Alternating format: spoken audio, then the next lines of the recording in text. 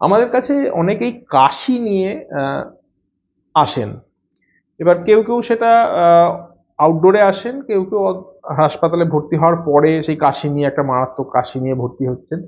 এবং অবভিয়াসলি কিছু কিছু কাশির ক্ষেত্রে আমরা সবসময় ভাবি যে একটা নিউমোনিয়া হয়েছে, অথবা একটা অ্যাজমা আছে, অথবা সিওপিডি আছে, ক্রনিক ব্রঙ্কাইটিস আছে, সেই কাশিগুলো তো আছেই।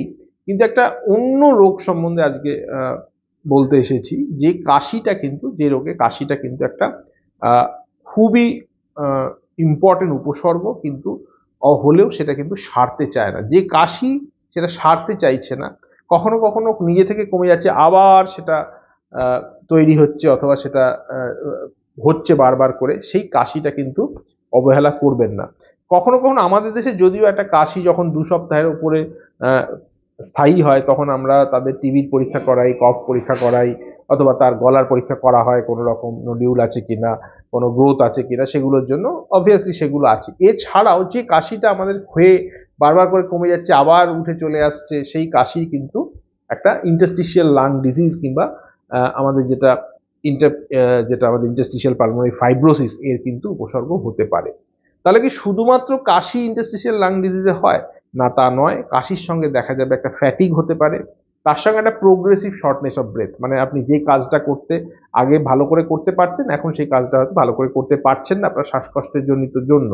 এবং তার সাথে একটা ফ্যাটিগ আছে, আপনার ক্লান্তি লাগছে ধীরে ধীরে, অথবা তারপরে আস্তে আস্তে দেখা যায় যে একটা সময়ের পর মানুষ ধীরে ধীরে অক্সিজেন ডিপেন্ডেন্ট হতে শুরু করে। তাহলে আইএলডি অথবা ইন্টারস্টিশিয়াল লাং ডিজিজ নিয়ে যে আমাদের সচেতনতাটা বৃদ্ধি করার কেন প্রয়োজন, তার কারণ হচ্ছে ইন্টারস্টিশিয়াল লাং ডিজিজ কিন্তু একটা রোগ, এমনই একটা রোগ যেটা কিন্তু লাংসে যে ইন্টারস্টিশিয়াম আছে, যে সিমেন্টের বাঁধুনিটা আছে লাংসে, যেটার সঙ্গে অ্যালভিওলাই গুলো, আমাদের যে ব্লাড ভেসেলের মধ্যে যে মধ্যেখানের যে জায়গাটা, সেই জায়গাটা শক্ত হয়ে যায়। এবং শক্ত হয়ে যাওয়ার জন্য তাতে গ্যাসের আদান প্রদান, যে অক্সিজেন কার্বন ডাইঅক্সাইডের আদান প্রদান কমে যায়, এবং লাংসটা একটা স্পঞ্জের মতো থেকে একটা ইটের মতো শক্ত হয়ে শুরু করে। এবং সেই যে একটা টাফ লাং, একটা স্টিফ লাং, এই লাংয়ের যে পরিণতি হয়, যেটাকে আমরা আইএলডি বলি। এবং সব সময় দেখা যাবে এটা কিন্তু একটা কাশি, যে কাশি সারছে না, সেটা দিয়ে শুরু হয় এবং ধীরে ধীরে ধীরে ধীরে প্রোগ্রেসিভ হয়। বা কিছু কিছু আইএলডি আছে, আইএলডি মোর দ্যান 200 কারণে আইএলডি হয়, এবং তার মধ্যে কিছু কারণ আছে যেগুলো কিন্তু ট্রিটেবল কারণ।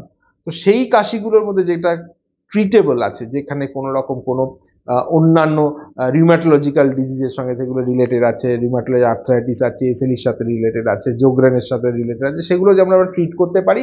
আবার কিছু আছে যেগুলো কিন্তু ধীরে ধীরে ধীরে ধীরে প্রোগ্রেসিভ হয়ে যায়, অনেকে র্যাপিডলি প্রোগ্রেসিভ হয়। দেখা যায় যে 3 থেকে 5 বছরের মধ্যে অনেকটা পেশেন্ট ক্রিপলড হয়ে গেলেন, তাদের অক্সিজেন রিকোয়ারমেন্ট বেড়ে গেল, বাড়িতে কোনো কাজ করতে হলে অক্সিজেন লাগছে, হাঁটতে চলতে গেলে অক্সিজেন লাগছে, বাথরুমে যেতে গেলে অক্সিজেন লাগছে, এই পরিস্থিতিতে কিন্তু ল্যান্ড আপ করেন। তো আমাদের কিন্তু আইএলডি কে চিনতে হবে, আইএলডি চেনাটা খুব জরুরি। এবং এই কাশি নিয়ে যারা আসছেন, যাদের ক্ষেত্রে আমরা ইনফেক্টিভ কজগুলো রুল আউট করেছি, অন্যান্য অ্যাজমা রুল আউট করেছি, তাদের কিন্তু আইএলডি চিহ্নিত করতে হবে। এবং সঠিক যদি আমরা চিহ্নিত করতে পারি, রোগটাকে যদি জানি, এবং তাকে কিন্তু আমরা ট্রিটও করতে পারবো, এই জিনিসটা কিন্তু আমাদের মাথায় রাখতে হবে। তো আইএলডির কথাটা মাথায় রাখুন।